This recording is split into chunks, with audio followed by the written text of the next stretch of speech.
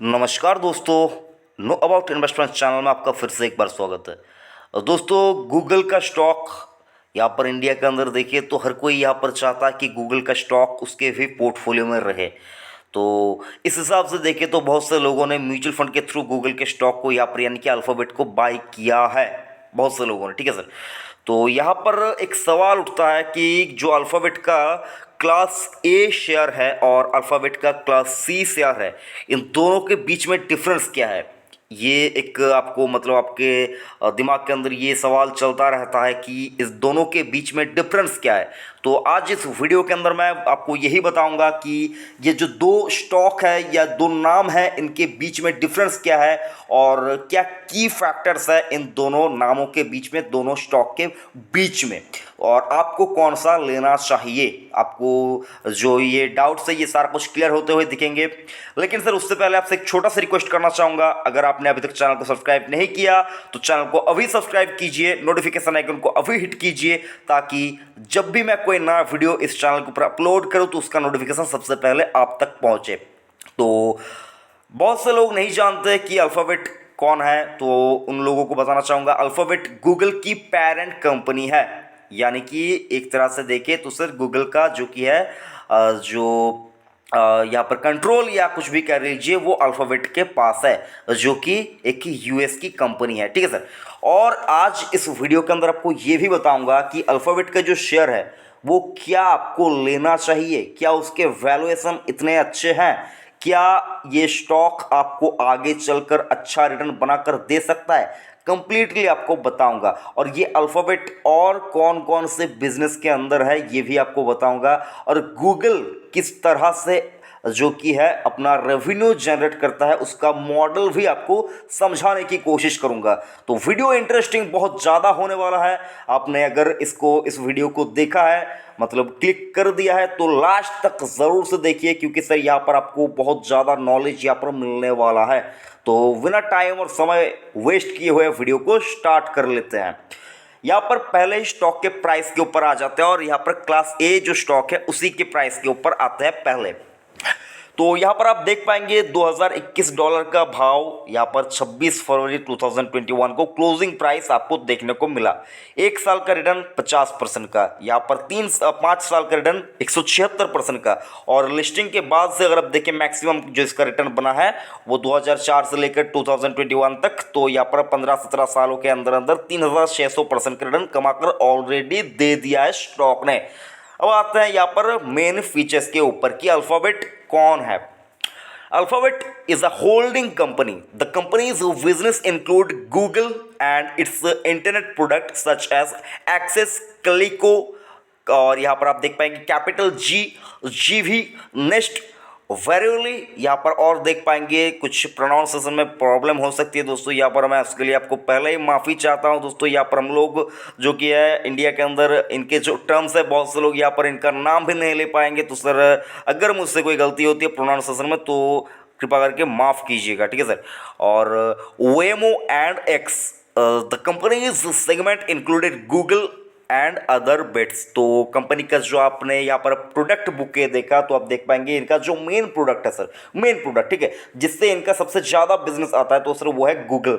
तो यहाँ पर आपको गूगल के ऊपर और ज़्यादा डिटेल में बताने के लिए आपको बताना चाहूँगा, Google segment include it's internet product such search, यानी कि जिससे हम लोग सर्च वगैरह करते हैं, एड्स यानी कि जो एडवर्टीजमेंट का जो बिजनेस है वो गूगल के अंदर आता है। और यहाँ पर आप देख पाएंगे कॉमर्स का जो बिजनेस है ये भी आता है। मैप्स, आप लोग मैपिंग वगैरह करते हैं गूगल के अंदर।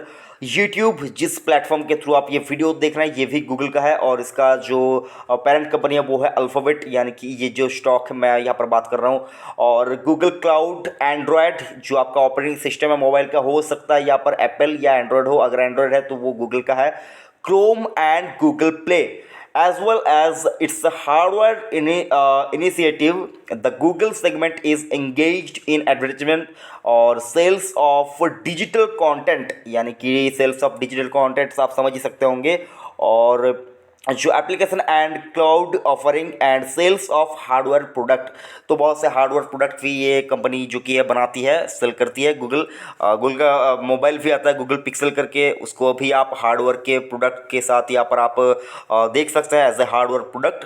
और यहाँ पर आप देख पाएंगे जो अदर बिजनेस है इनका, वो गूगल फाइबर है, सेल्स ऑफ रेस्ट प्रोडक्ट है, ये वो सारा कुछ, मतलब बहुत ज़्यादा इनका बिजनेस है। यहाँ पर मेनली मैं जो इनका जो इनकम आता है सर, वो एडवर्टीजमेंट के से थ्रू ही आता है, यानी कि एड्स जो चलाती है और एडवर्टीजमेंट के थ्रू जो इनका इनकम होता है, वही इनका अगर आप देखिए गूगल की मेन सोर्स ऑफ इनकम कह सकते हैं मोटा मोटी। ठीक है सर, तो ये तो हो गया अल्फ़ाबेट के ऊपर सीधा सीधा बात। अब आता है सर अल्फ़ाबेट का क्लास ए जो शेयर है और अल्फ़ाबेट का ये जो आप देख पाएंगे क्लास सी शेयर है, दोनों के बीच में डिफरेंस क्या है? दोनों के बीच में डिफरेंस आप देख पाएंगे, एक का भाव है $2021, एक का भाव है $2036। तो डिफरेंस क्या है साहब, यहाँ पर आपको समझ में नहीं आ रहा है, तो आपको बताना चाहूँगा दोनों के बीच में डिफरेंस अगर आप देखें एज ए कंपनी वाइज कुछ भी नहीं है, कंपनी वाइज कुछ भी नहीं है सर। ठीक है सर, टाटा मोटर्स का डीवीआर और टाटा मोटर्स का जो यहाँ पर जो ऑर्डिनरी शेयर है, ये दोनों के बीच में अगर आप देखें तो डिफरेंस आपको कुछ भी नज़र नहीं आएगा। उसी प्रकार से ये भी आपको उसी प्रकार काम करते हुए दिखेंगे। Google share are its class A share also known as a common stock, यानी कि गूगल का जो क्लास ए शेयर है, जो अल्फाबेट का क्लास ए शेयर है, वो एक कॉमन स्टॉक यानी कि ऑर्डिनरी स्टॉक के through as a common stock देखा जाता है। Which have the typical one share one vote structure, यानी कि सारा जो खेल है ये वोटिंग राइट्स का है। ठीक है सर, वोटिंग राइट्स जैसे डीवीआर्स होते हैं, एडीआर्स होते हैं, उसी प्रकार से इनका जो डिफरेंस है वो क्लास के वाइज इन्होंने किया है, class A, class B, class C करके 3 सेगमेंट में इनको डिवाइड किया है। और जो क्लास ए है यानी कि जो कॉमन स्टॉक है, उसका जो वोटिंग राइट्स है, एक शेयर आपके पास है तो आप एक वोट दे पाएंगे अगर इसे आप यहाँ पर आपको कोई वोट वगैरह होती है। और गूगल का जो क्लास सी शेयर है उसका मतलब क्या है सर, यहाँ पर कोई वोटिंग राइट्स आपको नहीं मिलते हैं। तो जो रिटेल इन्वेस्टर है वो अमूमन देखे तो सिर्फ वोट वगैरह देते ही नहीं है। जब वोटिंग वगैरह होती है किसी स्टॉक के, कोई मीटिंग वगैरह होती है उसके अंदर जो वोटिंग वगैरह होते हैं, तो उसमें रिटेल इन्वेस्टर पार्टिसिपेट बहुत कम ही करता है सर, जितना मेरे को समझ में आता है। तो सर क्लास सी शेयर के अंदर आपको कोई वोटिंग राइट्स नहीं मिलते। ठीक है सर, वोटिंग राइट्स नहीं मिलते। अगर आपके पास 10 स्टॉक है तो आपको यहाँ पर 10 स्टॉक्स के वजह से यहाँ पर देखें तो सर राइट्स में अगर आपके पास आप वोट भी देते हैं तो उससे 10 स्टॉक के से तो बहुत ज़्यादा फर्क तो नहीं पड़ेगा। लेकिन सर आप अगर कहना चाहते हैं तो एक वोट से भी देश बदल सकता है। लेकिन सर मैं मानता हूँ, लेकिन रिटेल इन्वेस्टर वोट वगैरह देते नहीं है। और यहाँ पर जो क्लास बी शेयर है उसका भी आपको बताना चाहूँगा, there is a third type of share class B which are held by founders and insider that grant 10 share per vote, 10 share per vote, यानी कि अगर आपके पास 10 स्टॉक है तो आपको एक वोट यहाँ पर आप दे पाएंगे। ठीक है सर, तो वोटिंग राइट्स के चलते सारा कुछ ये जो मांझरा है ये वोटिंग राइट्स का है। तो सर यहाँ पर आप देख पाएंगे जो क्लच ए शेयर है उसका भाव आप देख पाएंगे $2021, और जो क्लच सी शेयर है उसका भाव है $2036। तो यही कुछ डिफरेंस है, बाकी और कुछ भी डिफरेंस नहीं है। तो आपको कौन सा शेयर लेना चाहिए, अगर आप एक रिटेल इन्वेस्टर हैं, आप कोई म्यूचुअल फंड के थ्रू निवेश करते हैं तो सर आपको यहाँ पर क्लास सी शेयर ही लेना चाहिए, क्योंकि आप वोट वगैरह तो देंगे नहीं।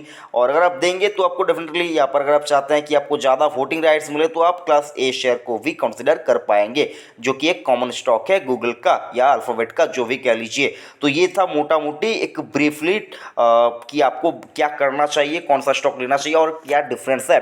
अब आता है कि कैसे आप यहाँ पर से निवेश कर पाएंगे। तो सर देखिए, अभी की बात करें, अभी इंडिया के अंदर आपको बहुत से ब्रोकर और म्यूचुअल फंड हाउसेस भी आपको यहाँ पर मिलेंगे, जो आपको डायरेक्टली या इनडायरेक्टली आपको यूएस स्टॉक में निवेश करने का मौका देते हैं, इन्वेस्ट करने का मौका देते हैं। तो अगर आप चाहते हैं तो मैं आपको बताना चाहूँगा एक म्यूचुअल फंड का नाम, जो कि बहुत ही आसानी से आप यहाँ पर कर पाएंगे। और एक डिस्क्लेमर भी देना चाहूँगा, मैं कोई इनका एडवर्टाइजमेंट वगैरह एड्स वगैरह कुछ भी नहीं कर रहा हूँ सर, और आपको मैं सीधा सीधा मेरी ओपिनियन यहाँ पर आपके साथ शेयर कर रहा हूँ। अगर आप लेना चाहते हैं कोई एक मल्टी कैप फंड, यानी कि अगर आप देखिए मल्टी कैप फंड्स में अब कोई चेंजेस वगैरह आ चुके हैं, नाम वगैरह चेंज कर दिया है। तो अगर आप चाहते हैं और आप चाहते हैं कि लॉन्ग टर्म के लिए किसी म्यूचुअल फंड में निवेश करना और उससे अच्छा खासा जो कि है सर ग्रोथ CAGR के हिसाब से आपको मिलता रहे, तो आपको कहना चाहूँगा सर जो पराग पारिक का जो फ्लेक्सी कैप कैफ, पहले लॉन्ग टर्म इक्विटी फंड नाम हुआ करता था उसका कुछ, अभी फ्लैक्सी कैप करके कुछ नाम हुआ है, पारंपरिक फ्लैक्सी कैप फंड। उसके अंदर आप देख पाएंगे जो अल्फ़ाबेट या गूगल का जो यहाँ पर होल्डिंग है उसके अंदर आप देख पाएंगे लगभग 10% उस फंड का वो जो निवेश है वो अल्फ़ाबेट के अंदर ही जाता है, और क्लास सी शेयर उन्होंने यहाँ पर सिलेक्ट करके रखा हुआ है, क्लास सी के अंदर वो निवेश करते हैं। तो अगर आप चाहते हैं तो उसके थ्रू भी कर सकते हैं। बाकी अगर आप देखिए कुछ ब्रोकर्स हैं जो ब्रोकर्स भी है इंडिया के अंदर जो आपको फॉरेन कंट्री के अंदर इन्वेस्ट करने का यहाँ पर जो कि डीमेट अकाउंट वगैरह खोल कर देते हैं, तो ट्रेडिंग वगैरह आप कर पाएंगे, तो उसके थ्रू भी आप कर सकते हैं। आगे चलकर मैं उसके ऊपर भी वीडियो बनाऊंगा कि आप कैसे फॉरेन स्टॉक को डायरेक्टली अपने डीमेट में बाय करेंगे, तो उसके ऊपर मैं वीडियो बनाकर आपको बताऊंगा। तो उसके लिए आपको चैनल को सब्सक्राइब करके रखना होगा टाइम टू टाइम अपडेट्स पाने के लिए। और ये वीडियो आपको कैसा लगा कमेंट करके जरूर से बताएगा, और अगर आपने अब तक चैनल को सब्सक्राइब नहीं किया तो चैनल को डेफिनेटली सब्सक्राइब कर लीजिए। थैंक यू, जय हिंद।